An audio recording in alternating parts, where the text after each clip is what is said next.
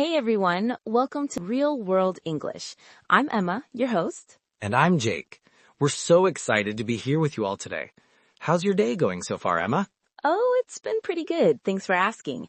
I had a nice morning walk and then grabbed a coffee from that new place down the street. What about you, Jake? Yeah, I'm doing great. I woke up early to catch the sunrise, which was absolutely beautiful. I've been looking forward to starting this podcast for weeks now. It's finally happening. I know, right? We've been planning this for so long and now we're actually doing it. For those of you who are tuning in for the first time, Jake and I are both English language teachers, and we created this show to help you understand how English is actually spoken in the real world. Exactly.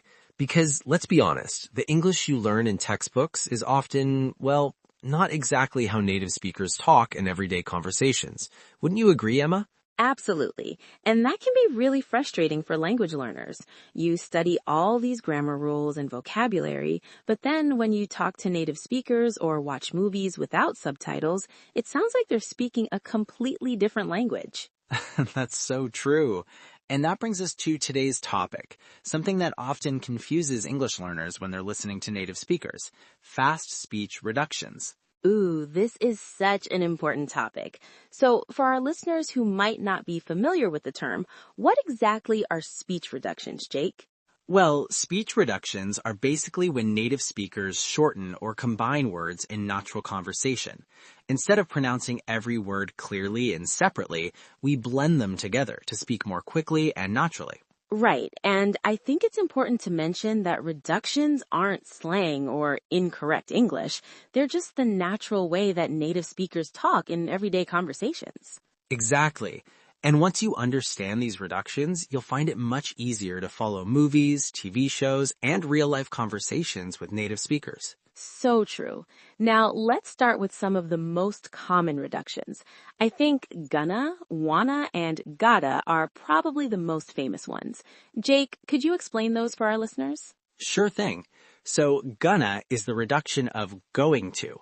Instead of saying, I am going to study tonight, native speakers would say, I'm gonna study tonight. Notice how going to becomes gonna. Mm-hmm. And then there's wanna, which is the reduction of want to. So rather than saying, do you want to go to the movies, we'd say, do you want to go to the movies? And then we have gotta, which is the reduction of got to or have got to. It means have to or must. So instead of saying, I have got to finish this report, you'd hear, I gotta finish this report. Let's role play a short conversation using these reductions. I'll start. Hey, Jake, what are you going to do this weekend? I'm not sure yet. I want to go to that new restaurant downtown, but I gotta finish my project first. How about you? I'm going to visit my sister. She just had a baby, so I want to see my new nephew. Perfect. Did you notice how natural that sounded? If we had said the full forms, going to, want to, and got to, it would have sounded much more formal and less conversational. Absolutely. Now, one important thing to mention is that gonna isn't used when talking about physical movement to a place. So I wouldn't say I'm gonna the store. That's incorrect. I would say I'm going to the store. That's a really good point, Emma. Now let's move on to some other common reductions. How about lemme, gimme, and dunno? Oh yes, these are super common too. Lemme is the reduction of let me. So instead of let me think about it, you'd hear let me think about it. And gimme is give me, like give me a second instead of give me a second. And then there's dunno, which is the reduction of don't know. So instead of saying I don't know the answer, native speakers often say I don't know the answer. You know what's fun? Trying to spot these reductions in movies and TV shows. They're everywhere once you start looking for them. That's so true. Actually, I've prepared some examples from popular shows. There's this scene from Friends, you know, that sitcom from the 90s, where Rachel says to Ross, I don't know what I'm going to do after the wedding. She uses both dunno and gonna in one sentence. Oh, I love Friends. There's another great example where Joey says, what do you think? That's the reduction of what do you think? Notice how what do you gets smushed together into whatcha. Smushed. That's a perfect way to describe it. And in the movie The Avengers, Tony Stark has a line where he says, you want to know my secret? Instead of, do you want to know my secret? He drops the do you and just uses wanna. That's a great example. And speaking of movies, in Jurassic Park, there's that famous line, "We're gonna need a bigger boat." That's much more natural than saying, "We are going to need a bigger boat." Actually, Jake, I think that line is from Jaws, not Jurassic Park. Oh man, you're totally right. See folks, even native speakers make mistakes. Let's talk about some more complex reductions. There are combinations like shoulda, coulda, and woulda, which are reductions of should have, could have, and would have. Right, so instead of saying, "I should have called you," you might hear, "I should have called you." Or, "You could have told me earlier," instead of, "You could have told me earlier."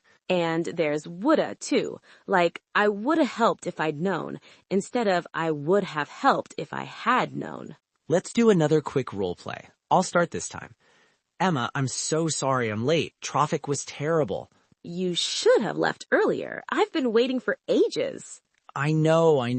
I could have taken the subway, but I thought driving would be faster." Well, I would have been mad, but it's such a nice day that I didn't mind waiting. Perfect. Notice how we used shoulda, coulda, and woulda in our conversation. It sounded much more natural than saying the full forms, right? Definitely. Oh, and there's one more set of reductions I wanted to mention. Contractions with you. For example, whatcha for what are you, as in what you're doing, instead of what are you doing. And didja for did you, like did you see that movie, instead of did you see that movie. Exactly. And wouldja for would you, as in would you mind helping me, instead of would you mind helping me. These reductions are super common in everyday speech, but they can be hard to catch if you're not familiar with them. That's why we're here to help. One thing I want to emphasize is that while these reductions are common in spoken English, they're generally not used in formal writing. So you wouldn't write gonna in an academic paper or a business email. That's an important distinction. Spoken English and written English can be quite different. Reductions are perfectly appropriate in casual conversation, but in formal writing, you'd use the full forms. Now, let's practice with one more role play, but this time we'll use as many reductions as possible. Ready, Jake? Let's do it. Hey, Emma, what you been up to? Oh, not much. I'm gonna meet some friends later, but first I gotta finish some work. What do you think about joining us? I don't know. I should have mentioned this earlier, but I'm kinda tired. I might have stayed up too late last night. Come on, it'll be fun. Let me convince you. We're gonna try that new restaurant downtown that you've been wanting to check out. Well, in that case, I'm in. Would you mind if I brought my roommate? He's been wanting to meet you. Of course not. The more the merrier. I'm gonna text you the address. We'll meet you there around 7, okay? Sounds good. I'll see you later then. Wow, we really packed in a lot of reductions there. I hope our listeners could follow along. If any of this was confusing, don't worry. Learning to recognize and use these reductions takes time and practice. The key is to listen actively when watching English movies or TV shows or when talking with native speakers. Absolutely. And remember, understanding these reductions will help you comprehend natural spoken English much better. But don't feel pressured to use them yourself right away. It's perfectly fine to speak clearly and precisely, especially when you're still learning. That's right. The most important thing is being understood. These reductions will come naturally as you get more comfortable with the language. Well, I think we've covered quite a lot for our first episode. To recap, we talked about common reductions like gonna, wanna, and gotta, as well as more complex ones like shoulda, coulda, and woulda. We also discussed reductions with you, like whatcha, didja, and wouldja, and we practiced using these reductions in natural conversations. I hope you found this episode helpful. In our next episode, we'll be discussing another aspect of real-world English that can be challenging for learners. But before we go, we'd love to hear from you.